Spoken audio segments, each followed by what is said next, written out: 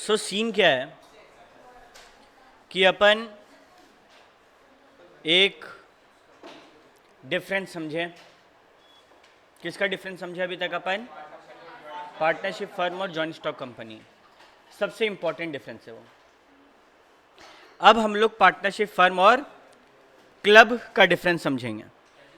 Club जिसमें लोग party करने जाते हैं सैटरडे संडे, ये वो क्लब नहीं है। हम लोग जब स्कूल में थे तो कुछ स्कूल में होता है ना, sports club, debate club, dance club, music club. तो बेसिकली एक क्लब का मतलब होता है कि प्रॉफिट नहीं कमाने का मोटिव है, कोई पर्पस है जिसके लिए वो क्लब खुला है। जैसे कि तुम लोग अगर कहीं जाएगा, फॉर एग्जांपल तुम लोग मुंबई गया, तो मुंबई में गणेश पूजा होता है, बहुत सारा गणेश पंडाल बनता है। तो क्या मोहल्ला वाला चंदा इकट्ठा करता है? और अगर मोहल्ला वाला चंदा इकट्ठा करता है तो उन लोग तो पैसा खा भी सकता है। वो लोग क्या अकाउंट्स बनाता होगा? हाँ, वो लोग क्लब के नाम से रजिस्टर होता है, ठीक है। और वो लोग का अकाउंट क्लब के हिसाब से बनता है, क्योंकि वो प्रॉफिट पर्पस के लिए नहीं है, उसका कोई और पर्पस है जिसका कोई बेनिफिट है। क्या तुम लोग को ये बात समझ आ रहा है? ओके। तो क्लब मतलब कुछ लोग साथ में मिलकर आए। जब कुछ लोग साथ में मिलकर कुछ ओपन करते हैं तो क्या बोलते हैं? Association of person, AOP। तो club is an association of purpose, a person who have come together with an objective which is not profit oriented, profit वाला नहीं है। क्या फर्म में ऐसा कुछ है? देखो, फर्म तो एसोसिएशन ऑफ पर्सन है, कुछ लोग मिलकर साथ में आते हैं। जब कुछ लोग साथ में मिलकर काम करें, एसोसिएट करके काम करें, तो फर्म में लोग एसोसिएट करके काम तो कर रहे हैं, बट उनका मोटिव प्रॉफिट का होता है और पर्पस बिजनेस होता है। तो हम लोग सीखे सबसे पहला बात कि club is an association of person. Exam में AOP नहीं लिखना है, AOP याद करने के लिए, जिसका ऑब्जेक्ट प्रॉफिट नहीं है बट प्रमोट करना है किसी बेनिफिशियल पर्पस को, जो कुछ भी हो सकता है, स्पोर्ट्स, हेल्थ, एनवायरनमेंट, कुछ भी हो सकता है। जबकि पार्टनरशिप भी AOP होता है, बट यहां प्रॉफिट कमाना है थ्रू बिजनेस।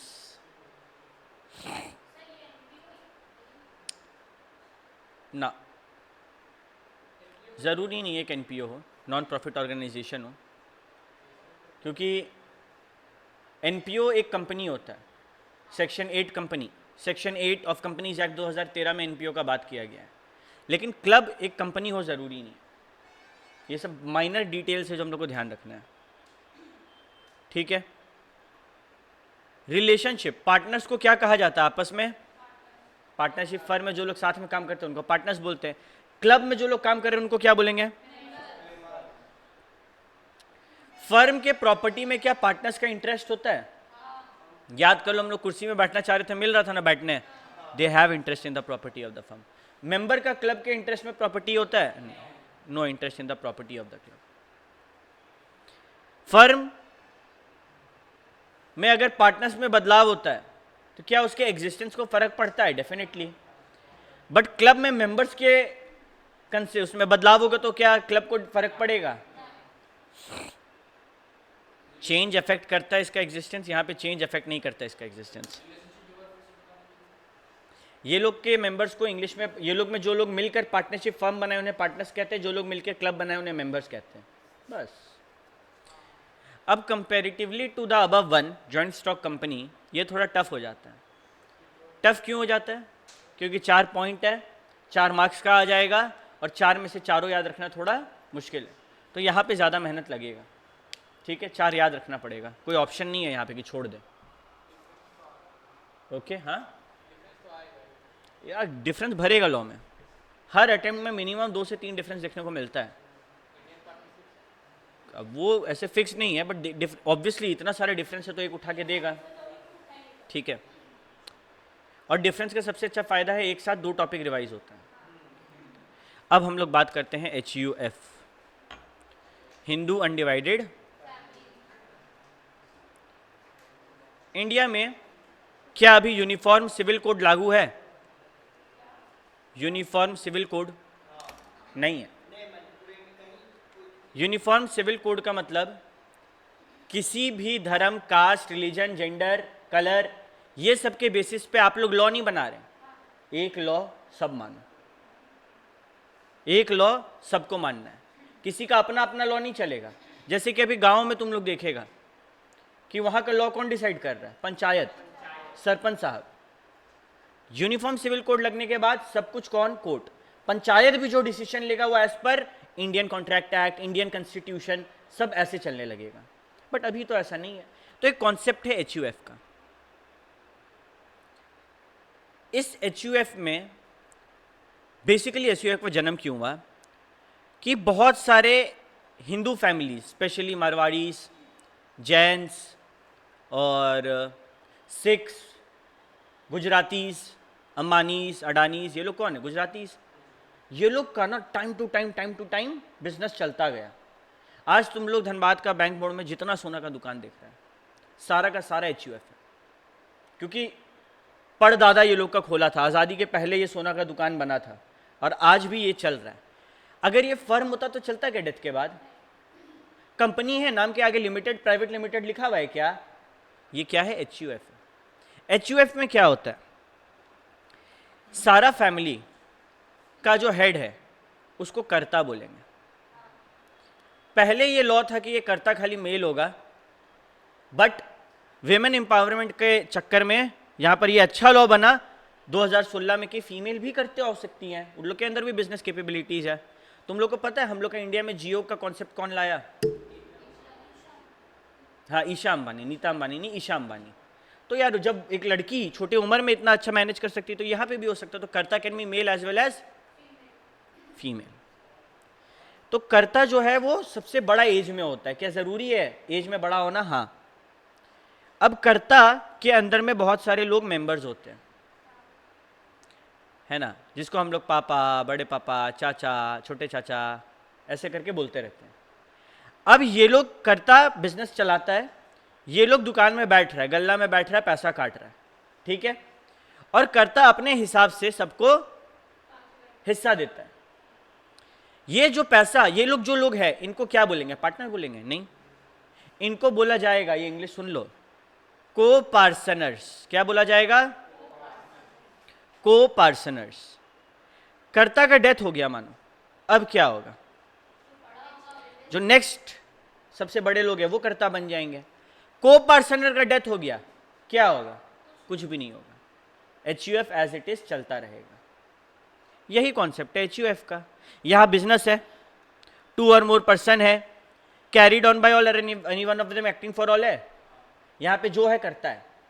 क्या यहां पे प्रॉफिट बट रहा है सब में? कर्ता अपने हिसाब से दे रहा है जो दे रहा है। तो यहां पे क्या वो सब रूल लग रहा है? नहीं, सबके आगे टिक नहीं लग पाएगा। बिजनेस है, प्रॉफिट है, लेकिन क्या प्रॉफिट सबको मिलेगा?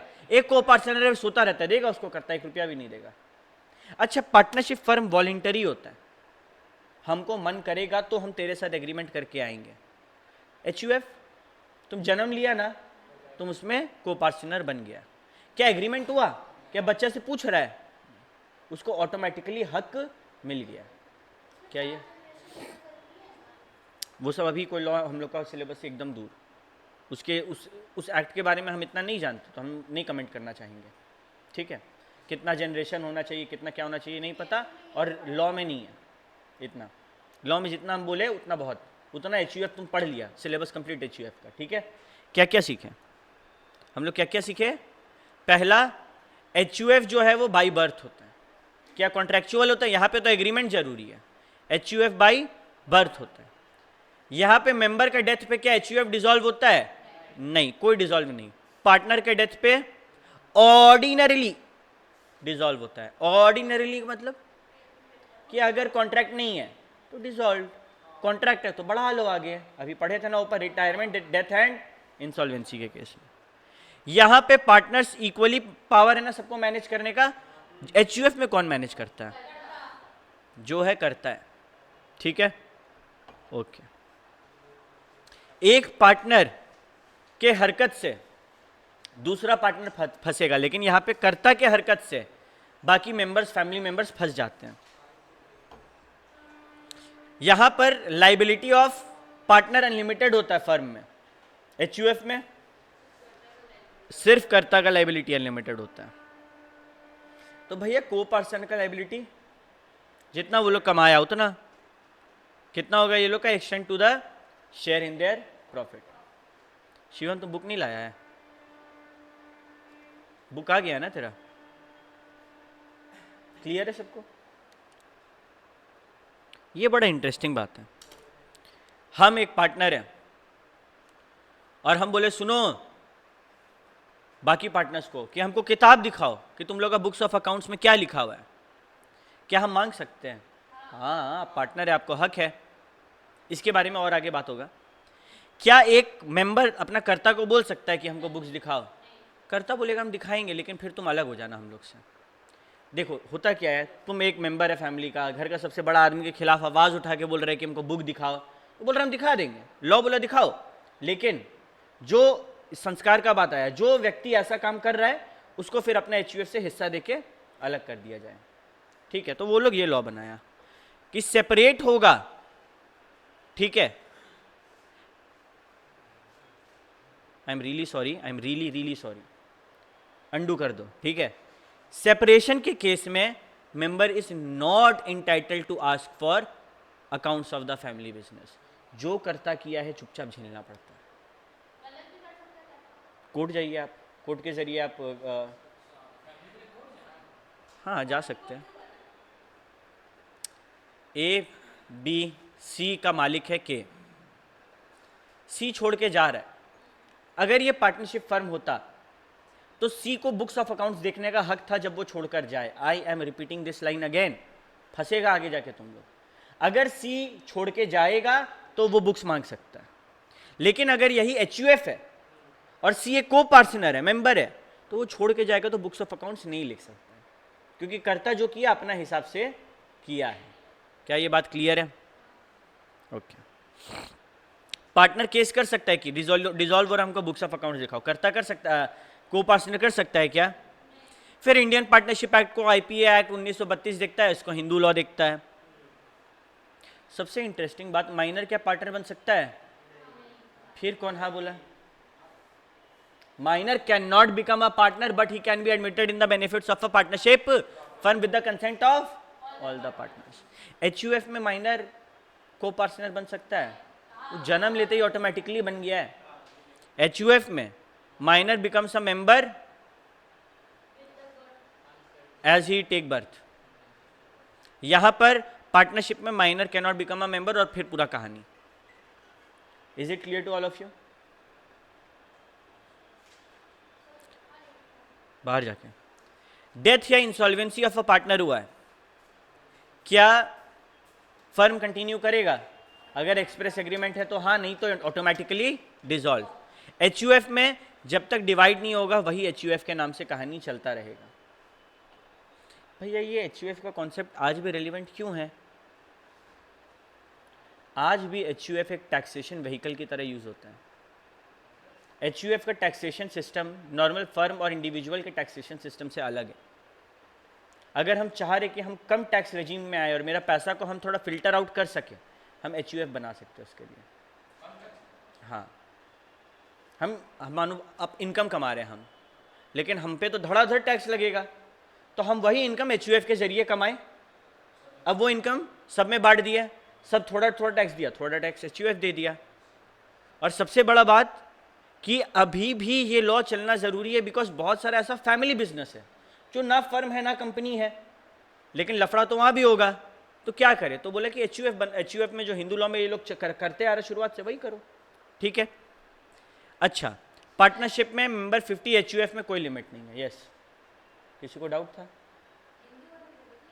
हाँ, द हिंदू अनडिवाइडेड फैमिली नाम है यार।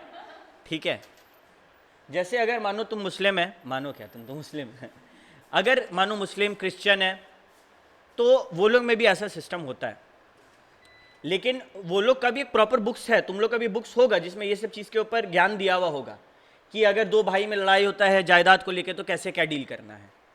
ठीक है, क्रिश्चियन में अपना रूल है कि जब दो भाई के बीच में लड़ाई होता है तो कैसे क्या डील करना है। तो हर लॉ अपना रूल बनाता है, बट एचयूएफ के बारे में पढ़ाया गया और लॉ बनाया गया क्योंकि इंडिया में ना इसका बहुत ज़्यादा तादाद है। आजकल बाकी लोग तो फिर भी पढ़ाई लिखाई करके अपना सेटल हो जाते हैं, बट एचयूएफ जो है एक बहुत ज़बरदस्त कॉन्सेप्ट है जो फॉलो ऑन होते रहता है। हम लोग धनबाद का बैंक मोड़ से लेके कहीं भी देखेंगे, जो भी पुराना शॉप है सब एचयूएफ है।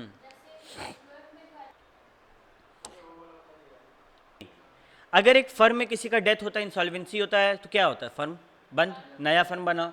हाँ, कॉन्ट्रैक्ट करके चला सकते हैं। एचयूएफ में क्या मेंबर्स के डेथ से फ़र्क पड़ता है? कब फ़र्क पड़ता है? जब बंटवारा मांग लिया जाता है। जब बंटवारा मांग लेगा तो एचयूएफ सेपरेट हो गया है, तो डिस्ट्रीब्यूशन होता है चीज़ों का, तब फ़र्क पड़ता है। क्लियर है? अच्छा, पार्टनर का क्या शेयर फिक्स्ड होता है? 2:2:1। वो तो शेयर फिक्स है, एक बार जो एग्रीमेंट में लिखा गया फिर बदलवाओ एग्रीमेंट। तो यहाँ पे जो प्रॉफिट का शेयर होता है वो एग्रीमेंट में फिक्स्ड होता है। एचयूएफ में कोई डेफिनेट शेयर नहीं है। ठीक है? क्यों? अगर किसी पार्टनर मेंबर का, को पार्टनर का डेथ होता है, मेरा शेयर बढ़ जाएगा, किसी नया का जन्म होगा, मेरा शेयर घट जाएगा। कर्ता को लग रहा है मेरे को इस बार कम काम किया, कम देना है, वो कम देंगे। तो यहाँ पे फ्लक्चुएट होता है और यहाँ पे फिक्स्ड होता है। No definite share. ठीक है? क्लियर है? किसी को दिक्कत? ओके। और बस ये था एचयूएफ का कहानी। सिंपल है। कोई भी 4 पॉइंट देखो, जहां पे ज्यादा दिख रहा है तुमको पॉइंट्स, 4 से 5 याद करना है। जो 4 से 5 दिख रहा है और इजी लग रहा है वो याद करना है। भैया वहां पर हम अगर अपना मन से बना कर आएंगे तो मार्क्स मिलेगा? नहीं मिलेगा। हम अगर लिख के आएंगे कि पार्टनरशिप में लोग जो काम करते हैं उनको पार्टनर्स कहते हैं, और एचयूएफ में जो लोग हैं उन लोगों को को पार्टनर्स कहते हैं, तो मार्क्स मिलेगा। अगर एग्जामिनर समझदार है तो देगा, अगर ढीठ है तो काट देगा मार्क्स, सीधा बात। लेकिन ये रियलिटी, ये तो मतलब कॉन्सेप्ट है। अब ऐसा नहीं लिख के आना कि पार्टनरशिप पी से स्टार्ट होता है और एचयूएफ एच से स्टार्ट होता है, ये सब गलती नहीं करना है। ठीक है? पार्टनरशिप और को ओनरशिप में क्या अंतर है? शुरुआत से एक एग्जांपल ले रहे हैं। हम और तुम मिलके ये रूम ओन कर रहे हैं, ये रूम भाड़ा पे दिए हैं, वो को ओनरशिप है। एग्रीमेंट के जरिए हम लोग को रूम मिला, या फिर हो सकता है ऑपरेशन ऑफ लॉ के जरिए हम लोग को एक फ्लैट मिला। जैसे कि मानो मिस्टर एक्स है, उसका डेथ हो गया, वो बोला कि हम ये और बी को देके जा रहे हैं। ए और बी का कोई कनेक्शन नहीं है बीच में, लेकिन वो 2 जन को देके चल गया। अब ए और बी बोल रहा है क्या करे ब्रो? इन लोग बोला बेच दो तो जो पैसा आएगा बांट लेंगे। इन लोग बोल रहा भाड़ा पे लगा दो, जो पैसा आएगा बांट लेंगे। धंधा है क्या? एग्रीमेंट के द्वारा हो रहा है क्या? नहीं। यानी कि भैया अगर हम और आप मिलकर ये रूम ओन करते हैं और हम कोई गलती करते हैं तो उसके लिए आप लायबल नहीं होंगे। लेकिन हम और आप मिलकर एक फर्म चला रहे हैं रूम भाड़ा पे लगाने का, और हम कोई गलती करते बिजनेस के दौरान, आप भी लायबल होंगे। यहाँ पे कार्डिनल प्रिंसिपल एजेंसी वाला प्रिंसिपल लगता है, यहाँ पे एजेंसी वाला प्रिंसिपल नहीं लगता। ठीक है? नहीं, वैसा कुछ नहीं। यहाँ पे प्रॉफिट्स बांटना जरूरी है। यहाँ पे जरूरत नहीं है प्रॉफिट बांटने का या लॉस बांटने का, ऐसा कोई मतलब लॉ में बोला नहीं गया। पार्टनरशिप में अगर ट्रांसफर करना है तो किसका कंसेंट चाहिए होगा इंटरेस्ट ट्रांसफर करने के लिए? All the partners. को ओनरशिप में हम तुमसे पूछेंगे, हम बोलेंगे सुनो ब्रो, आज से मेरा जो भी रेंट आता था ना मिस्टर एक्स को दे देना। मिस्टर एक्स को दे देना, क्या तुम लोग से परमिशन लेना होगा हमको? क्लियर है? ये भी इंपॉर्टेंट है, ये वाला, इसके बाद ये वाला, क्लब वाला। हमको पूरा भरोसा है तुम लोग एचयूएफ पे 4 पॉइंट लिख देगा। इतना सारा कहानी सुना है, बना बना के लिख लेगा, 4 में से 2 से 3 सही निकल जाएगा। हमको बिल्कुल भरोसा है कि तुम लोग ये वाला पॉइंट में पक्का 4 में से 1-2 को भूल जाएगा और फिर बैंड बच जाएगा। इसीलिए ये सब पे ज़्यादा मेहनत करना होगा। ये एकदम इंपॉर्टेंट नहीं है एसोसिएशन और पार्टनरशिप। पढ़ेंगे नहीं ऐसा नहीं बोल रहे हैं, इंपॉर्टेंट नहीं है ये बोल रहे हैं, पढ़ेंगे। पार्टनरशिप में एजेंसी वाला कॉन्सेप्ट होता है, प्रॉफिट अर्न करते हैं। एसोसिएशन में किसी चीज़ का ज़रूरत नहीं है। क्या यहाँ पे ज़रूरत है बिजनेस के लिए प्रॉफिट शेयर करना? No necessity. बस पार्टनरशिप में धंधा करते हैं, प्रॉफिट कमाते हैं। एसोसिएशन क्या हुआ? लोग मिलकर काम करते हैं। आज हम लोग सबको मिलकर डिसाइड किया कि हम लोग धनबाद में स्वच्छ धनबाद बनाएंगे। क्या प्रॉफिट होगा, लेकिन एक मोटिव है ना, बस वही सीन है। ये एक टाइप का एनजीओ टाइप का समझ लो हो गया। ठीक है, क्या यहाँ तक सब कुछ क्लियर है? ओके, अब हम लोग आ रहे हैं टाइप्स ऑफ पार्टनर। ठीक है, इतना फालतू फालतू बात बोल रहे हैं लोग। हम लोग पार्टनर बने, ठीक है, तो दो सिचुएशन है। जब हम लोग धंधा करेंगे तो कैसा बात करेंगे, सुनो ना, हम लोग ऐसा बात करेंगे कि हम लोग आने वाला 6 महीना के लिए पार्टनरशिप करते हैं, क्योंकि 6 महीना बाद तुम लोग इंटर में जाएगा, तुम लोग हमको भूल जाएगा, तो 6 महीना के लिए पार्टनरशिप करते हैं। ये हो गया पार्टनरशिप फॉर अ फिक्स। या फिर हम लोग कुछ बात नहीं किए कि कितना महीना के लिए पार्टनरशिप करते हैं, तुम लोग का लक्षण देखे हमको नहीं लगा कि 6 महीना बाद तुम लोग इंटर में जाएगा, हम बोले जब मन करेगा तब तोड़ देना पार्टनरशिप। ये हो गया पार्टनरशिप एट। यानी कि अगर वक्त के बेसिस पे बात करें कि किस ड्यूरेशन का पार्टनरशिप है और एक पक्का पीरियड है, तो वो होता है partnership for a fixed period. और अपना मन का मालिक है तो होता है पार्टनरशिप एट। लेकिन जब धंधा का बात करें तो समझो, हम लोग सब मिलके पार्टनरशिप किए कि हम लोग आने वाला शिवरात्रि, कौन सा तारीख है शिवरात्रि, कौन सा दिन होगा, छुट्टी है ना उस दिन, ऑब्वियसली छुट्टी देना पड़ेगा, शिवरात्रि वाले दिन छुट्टी है। सैटरडे को क्या है, हाँ बीओई है सैटरडे को। तो अच्छा बात है, टेस्ट के एक दिन पहले छुट्टी मिल रहा है, ये यूटिलाइज करना, ठीक है। ये नहीं कि भैया कल मेरा व्रत था तो हम नहीं पढ़ पाए। हाँ, अरे बहाना बनाने वाला तो कुछ भी बहाना बनाएगा, ठीक है। बोलेगा भांग खा लिए थे सर प्रसाद नाम पे, ठीक है। चलो यहाँ पे ध्यान दो, यहाँ पे ध्यान दो। तो भैया ये जनरल पार्टनरशिप और पर्टिकुलर पार्टनरशिप क्या होता है? मानो हम लोग मिलकर एक डिसीजन लिया कि यार झरिया धनबाद का हालत, रोड, झरिया का रोड कौन कौन देखा है? सबसे पहले हम ये जानना चाहेंगे। One of the best infrastructure of India है वो, ठीक है। वहाँ पे अगर तुम बाइक या स्कूटी चला रहा है, तुमको ऐसा फील आएगा तुम माउंटेन राइडिंग कर रहा है, ठीक है। और गलती से बारिश हो गया तो झरिया कहीं भी, मेरा घर थाना रोड के पास में, चिल्ड्रन पार्क के पास में, वहाँ अगर बारिश होता है तो हमको पैर चलाने का जरूरत नहीं है, हमको चप्पल पहनना है और खुद को ढकेलना है, फिर हम स्लिप करते करते जहाँ जाना वहाँ जा सकते हैं। हाँ, पूरा ऑफ रोडिंग वाला वाइब है वहाँ पर, ठीक है। तो हम लोग डिसाइड किए कि ठीक है, हम लोग उस रोड को थोड़ा और बेहतर करते हैं। नहीं, इस बार हम लोग सरकाज़म में नहीं बोल रहे, बेहतर करते हैं। तो हम लोग झरिया का रोड को बेहतर करने के लिए डिसाइड किए कि आने वाले इलेक्शन में जो हम लोग के इंचार्ज होंगे, हम नाम नहीं लेंगे, रिकॉर्ड हो रहा है, जो हम लोग के इंचार्ज होंगे वो लोग से हम बात किए कि झरिया का रोड इलेक्शन से पहले हम लोग बनाएंगे। इलेक्शन के पहले सबका नींद खुलता है कि चलो काम किया जाए, तो झरिया से पहले इलेक्शन का रोड हम लोग बनाएंगे। और उसके बाद क्या और कोई रोड बना रहे हम लोग? कोई एक पर्टिकुलर इवेंट के लिए हम लोग किए, ये है पर्टिकुलर पार्टनरशिप। हम लोग मिलकर डिसाइड किया कि सारा देश का रोड बनाने का काम हम लोग लेते हैं। मतलब जब कहीं रोड बनेगा हम लोग टेंडर भरेंगे, टेंडर उठाएंगे और रोड बनाएंगे। यह क्या कोई पर्टिकुलर दिन के लिए था, कोई पर्टिकुलर कांड के लिए, सारा के लिए। उसी तरीके से हम लोग डिसाइड किए कि गया पुल हम लोग बनाएंगे और सिर्फ गया पुल बनाएंगे, तो ये क्या है? Particular partnership. और हम लोग डिसाइड किए कहीं भी कभी भी पुल, रोड्स, डैम्स बनेगा हम लोग उसमें काम करते रहेंगे, वो क्या हुआ?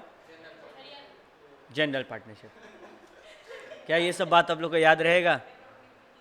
क्या सारा एग्जाम्पल से मन का मालिक, पार्टनरशिप एट, यही एक पर्टिकुलर काम के लिए कौन सा पार्टनरशिप? Particular partnership. 6 महीने के लिए पार्टनरशिप जनरल पार्टनर। तनिष्का फिर तुम वही गलती की, ठीक है, ध्यान दो इस चीज पे। अब पार्टनरशिप एट विल में क्या बोला गया? कोई टाइम फिक्स हुआ नहीं था, कोई ड्यूरेशन था नहीं, जब मन करेगा तो पार्टनरशिप तोड़ देंगे। पार्टनरशिप एट विल के लिए ये दोनों कंडीशन होना जरूरी है। पहला, नो फिक्स्ड पीरियड, एंड दूसरा, no provision for the determination of partnership. Fixed period भी नहीं है और कोई फिक्स्ड कांड भी नहीं है। जैसे कि मानो गया पुल बनेगा उसके बाद हम लोग का पार्टनरशिप खत्म। क्या ये पार्टनरशिप एट विल हो पाएगा? क्योंकि वहां पे इवेंट खत्म होने के बाद तो मेरा खत्म हो ही रहा है। तो ये सेकंड पॉइंट उसके लिए था कि no provision made as to the determination of partnership. ऐसा कोई प्रोविजन नहीं बनाए हैं, ऐसा कोई टाइम नहीं दिए हैं, कोई भी इवेंट नहीं बताए कि इसके बाद वो खत्म होगा। क्लियर है? हाँ, अगर ये बता दिए तो एट विल नहीं होगा। एग्जाम पॉइंट ऑफ व्यू से सिर्फ इतना इंपॉर्टेंस है ये दो लाइन का कि अगर पार्टनरशिप एट विल आए तो बनाना है, इसके ऊपर सवाल नहीं बनता है। ठीक है, ओके। नीचे आते हैं अब, थोड़ा और नीचे। अब पार्टनरशिप एट विल में be dissolved by any partner giving notice in writing to all the partners. ले, पार्टनरशिप एट विल है, जब मन करेगा तब बंद कर सकते हैं। हम लोग सबको मिलके जूस सेंटर खोले थे, पार्टनरशिप एट विल।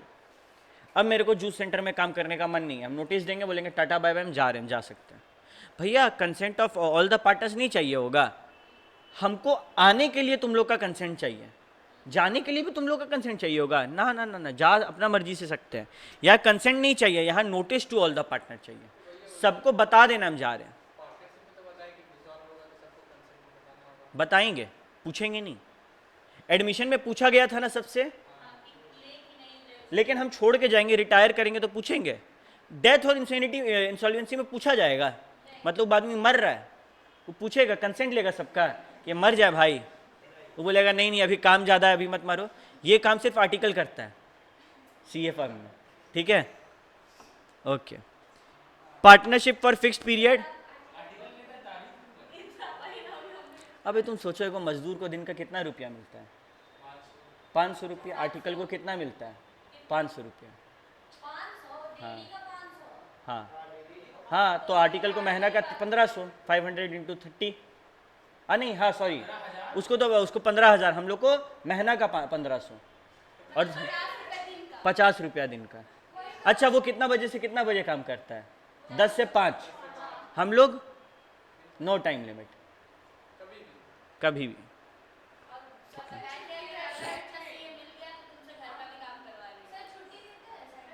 कौन? डिपेंड करता है, अगर तुम लोग का सीजन है काम का तो संडे वनडे ट्यूसडे रात का 12-1 बजे छुट्टी देगा। 12-1 बजे ऐसा नहीं है, मतलब अगर समझदार प्रिंसिपल है वो तुमको घर भी छोड़ के आएगा, लेकिन काम करवाएगा। जनवरी ऐसा नहीं, मार्च के टाइम, जून जुलाई के टाइम, टैक्सेशन जून जुलाई का टाइम है, दिसंबर। डिपेंड करता है तुम्हारा इंटरेस्ट। मेरा फेवरेट डेफिनेटली ऑडिट है, बट हम जितना देख रहे लोगों को, जो लोग फाइनेंशियल मॉडलिंग में जाते हैं, फाइनेंशियल मॉडलिंग यानी कि कंपनी को कितना पैसा शेयर में लगाना है, कितना डिवेंचर में लगाना है, कहाँ लगाना है, इन्वेस्टमेंट बैंकिंग, उन लोग तगड़ा कमा रहा है, नंबर्स कम पड़ रहा है उन लोग का अर्निंग के लिए, उन लोग ऐसा ऐसा नंबर भी छाप ले रहा है, तो सबसे ज़्यादा पैसा वहाँ है। ठीक है, फिर भी तो जब तक मन में एक वो एम नहीं बैठेगा तब तक कैसे टेस्ट देगा? मन में एक उम्मीद बैठना चाहिए ना। Partnership for fixed period clear है सबको? यहाँ पे पर्टिकुलर पीरियड कीवर्ड है। पर्टिकुलर पार्टनरशिप में एक पर्टिकुलर एडवेंचर, सिंगल एडवेंचर के लिए काम होता है। जनरल पार्टनरशिप में यहाँ पे बिजनेस इन जनरल के लिए काम होता है, बस। बाकी अपना मर्जी से बनाओ आंसर, कोई दिक्कत नहीं, मार्क्स मिलेगा यहाँ, बस ऐसा कुछ रिलेटेड होना चाहिए। ठीक है, हाँ आ सकता है। अब क्या ही पूछेगा पार्टनरशिप से, यही सब बचता है। ये लोग ज़्यादा टफ पेपर बनाएगा नहीं इस बार, जैसा प्लान है इस बार नया वाला में मेरे को देखना होगा, चेंजेस हुए हैं ना वेटेज, इस बार उससे ज़्यादा है। ठीक है, लेकिन सिलेबस तो 40 मार्क्स वहाँ से घटाया और 2 ही चैप्टर लाया है ना, तो सब में थोड़ा थोड़ा चैप्टर का मार्क्स बढ़ाएगा तभी। नेगोशिएबल 4 से 5 पेज का चैप्टर है, मेरे को लग रहा है कि 5-10 मार्क्स बहुत है उसके लिए। ठीक है, LLP 5 से 10 मार्क्स, 20 मार्क्स हो गया। इंडियन कॉन्ट्रैक्ट एक्ट लगभग 30 मार्क्स।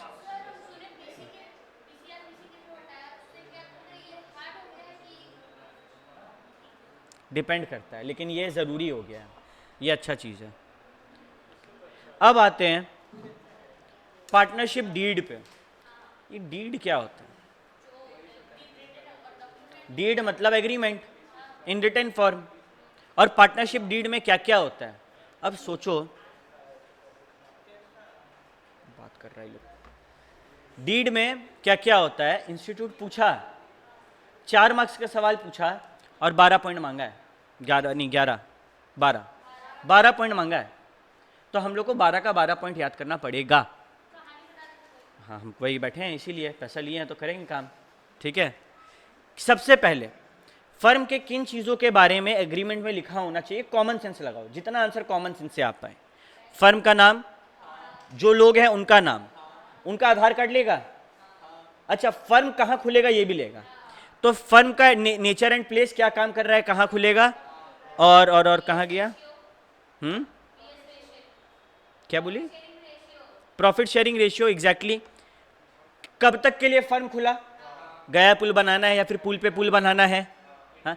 कब खुला, कौन कितना लगाया कितना पाएगा, कौन आएगा कौन जाएगा, कैपिटल ड्राइंग्स और लोन्स पे कितना इंटरेस्ट कमाएगा, ठीक है। अब 3 बात, ये 3 बात थोड़ा अलग है। अकाउंट सेटल हो डिसोल्यूशन में क्या करना है, कैसे करना है, लोगों को क्या सैलरी कमीशन देना है काम करने का, और अगर पार्टनर को निकालना है फ्रॉड या ड्यूटी पे तो कैसे निकालना है। तो समझने का तरीका, सबसे पहले हम लोग आते हैं लोगों के नाम पर। फर्म का नाम चाहिए होगा, पार्टनर का नाम चाहिए होगा। फिर आते हैं काम पर, कब हो रहा है, प्लेस, कैसा हो रहा है, नेचर, कब से हो रहा है, डेट। ये भी है, एक सेकंड,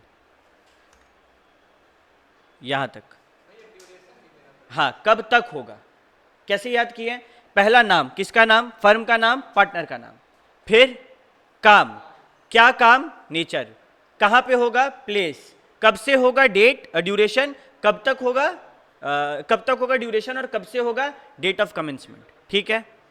फिर कितना लगाएगा कितना पाएगा, capital contribution, profit sharing ratio जो मिलेगा, ठीक है। फिर कौन आएगा कौन जाएगा, एडमिशन, रिटायरमेंट, और जब आएगा जाएगा तो किस रेट पे इंटरेस्ट कैलकुलेशन होगा, कैपिटल ड्राइंग और लोन पे, ठीक है। कैपिटल ड्राइंग लोन मतलब एलसीडी, लोन कैपिटल ड्राइंग। और 3 प्रोविजन, बंद होगा तो कैसे अकाउंट को सेटल करना है, सैलरी कमीशन देना है कि नहीं, और निकालेंगे तो कब निकाल सकते हैं।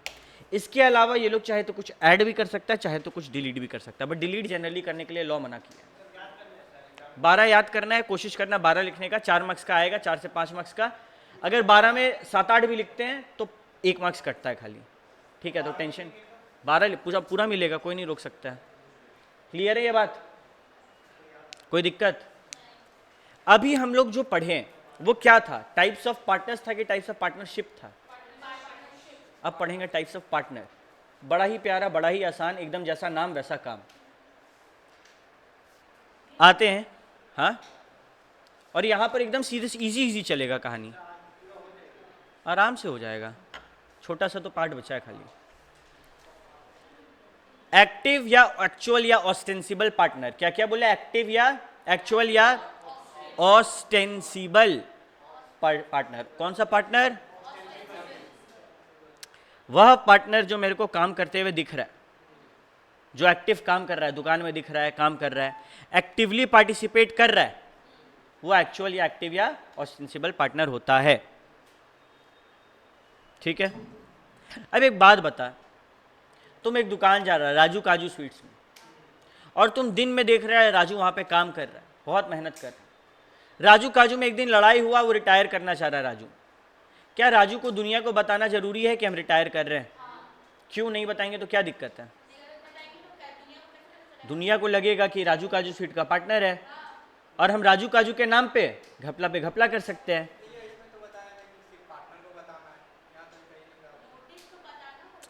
चिपकाना होगा कि राजू अब हमारा पार्टनर नहीं रहा, तो जब वो रिटायर करेगा वो पब्लिक नोटिस देगा। क्यों?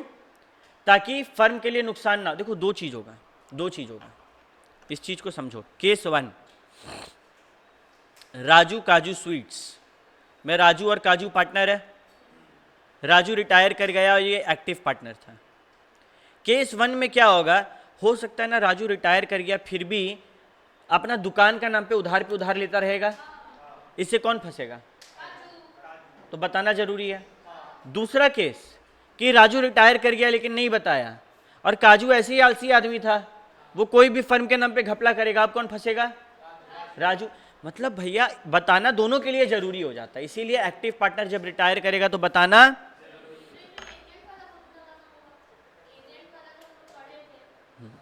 यहाँ कुछ नहीं, यहाँ बस याद रखना होगा कि एक्चुअल पार्टनर रिटायर करेगा तो बताना जरूरी है। स्लीपिंग या फिर डोरमेंट। डोरमेंट का मतलब पता है?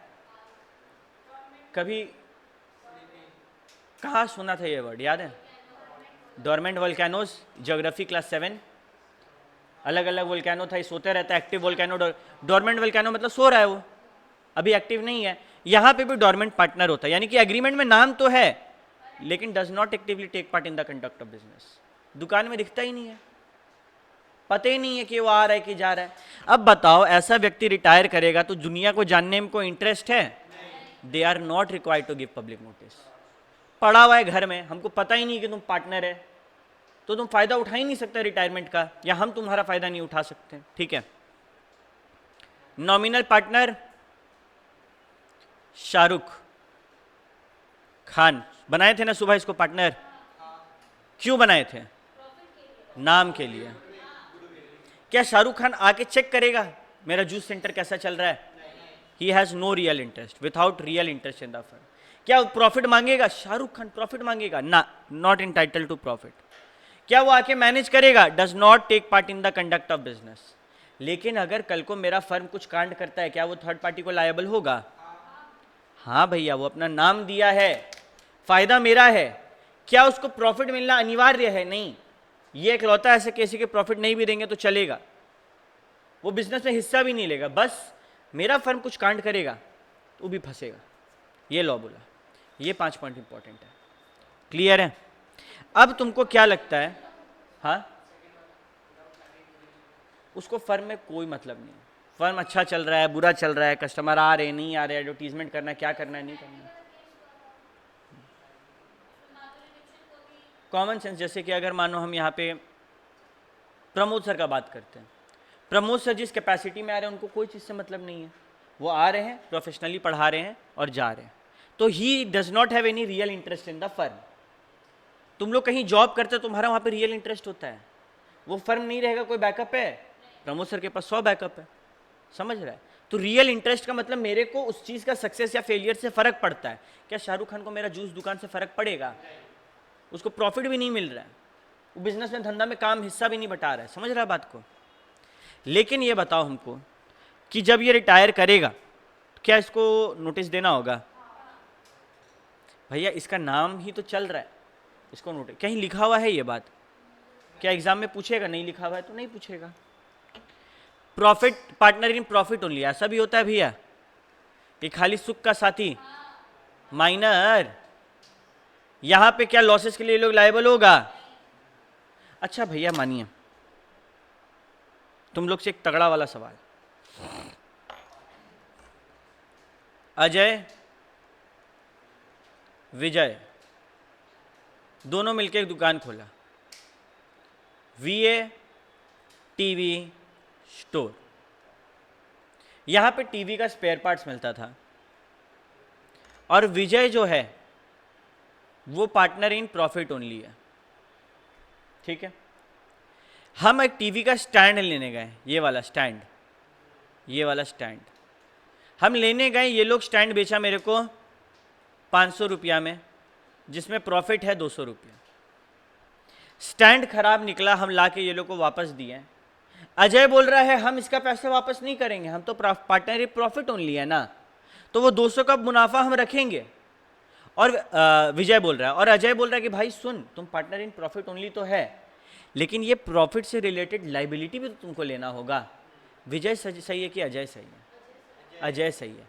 मतलब जो पार्टनर इन प्रॉफिट ओनली होता है उसका मजा है कि तुम प्रॉफिट लो बैठे रहो, लेकिन अगर उस प्रॉफिट से रिलेटेड कोई भी चिंता फ्यूचर में आएगा ना, तुमको आगे आके खड़ा होना होगा।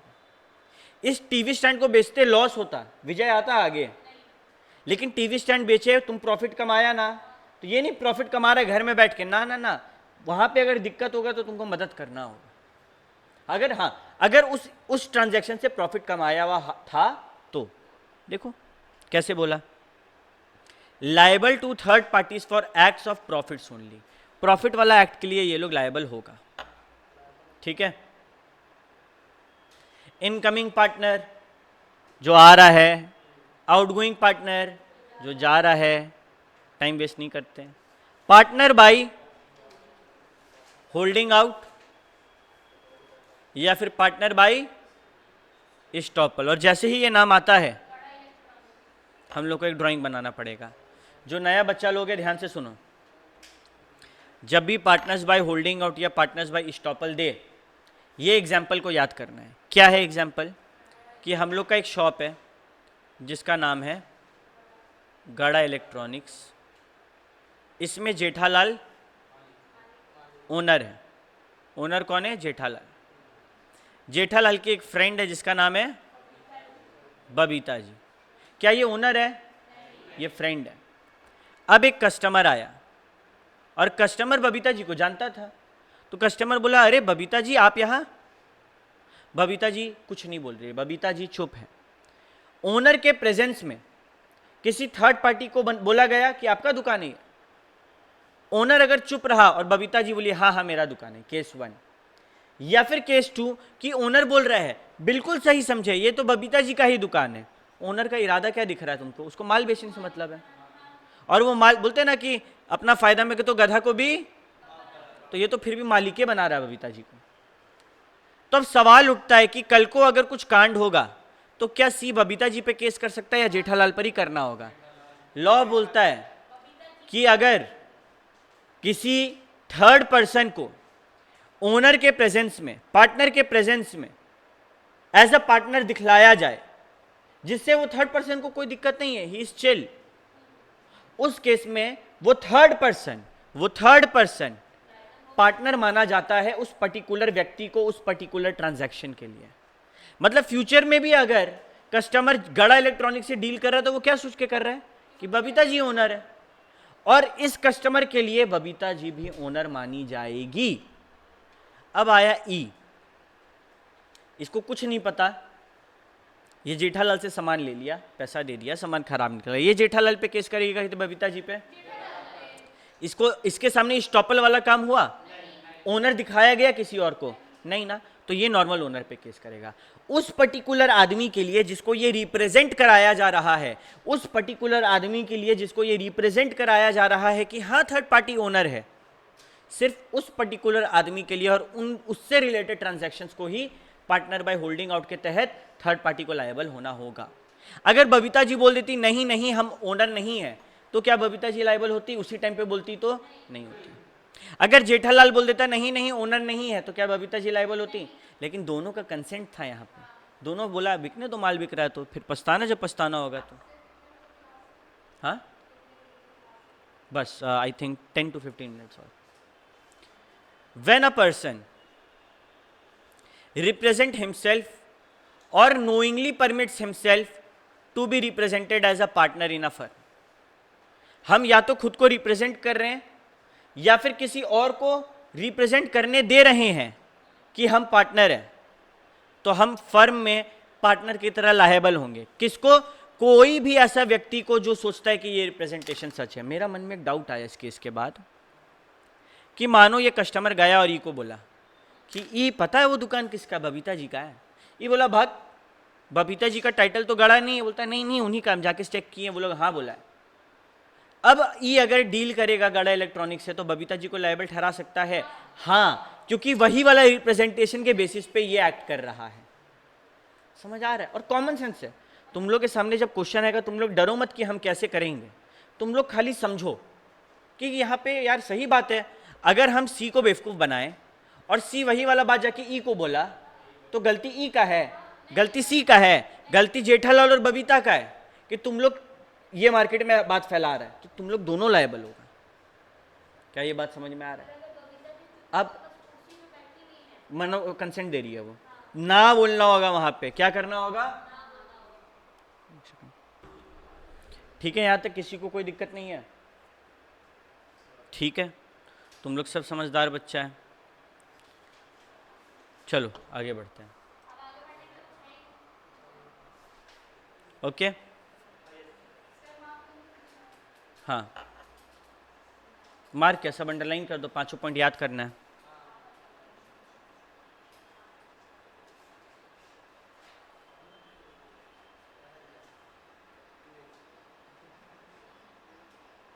ठीक है, तुम लोग अभी बोला जो मेरा बात में था सब हाँ में हाँ मिलाया, और एक बार देखते एक चीज़, दो चीज़ देखेंगे।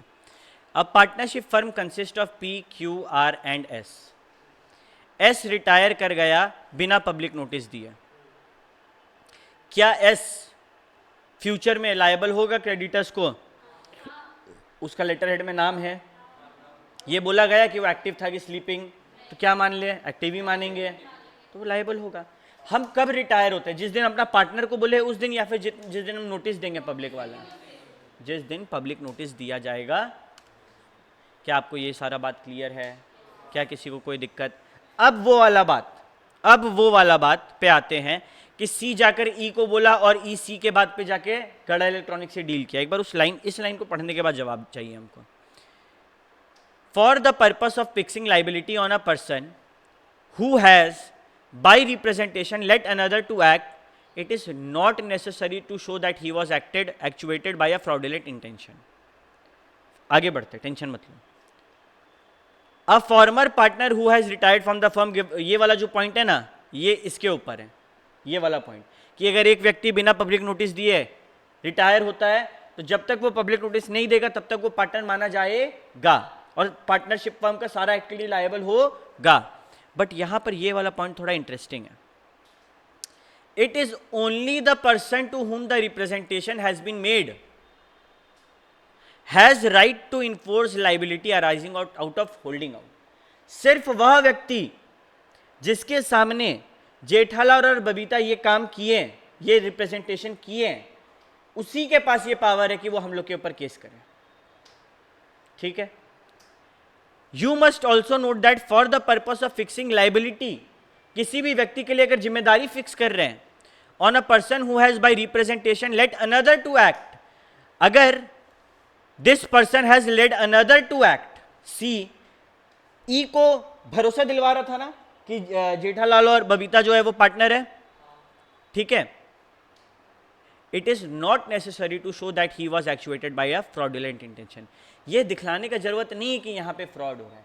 सिंपल वर्ड में हम लोग का कॉमन सेंस ये बोल रहा है भैया कि सी अगर ई को बोलेगा कि जेठालाल बबीता पार्टनर्स है, उससे फर्क नहीं पड़ता है। कॉमन सेंस क्या बोला था कि नहीं नहीं यार ये लोग का गलती, ये लोग ये बात मार्केट में क्यों फैला रहा है। लॉ बोला ना, जिसके सामने ये लोग दिखाएगा कि हम लोग पार्टनर है, उसी के सामने ही आप पार्टनर्स माने जाएंगे। यानी कि ई गया और जेठालाल को बोला ये बबीता जी का दुकान है, जेठालाल नहीं बोल देगा, वहां भी जेठालाल हाँ बोला, तब बबीता जी लायबल होगी, probably provided that Babita ji का वहां पे प्रेजेंस। क्या ये सारा बात आप लोगों को क्लियर है? किसी को कोई दिक्कत है? नहीं है?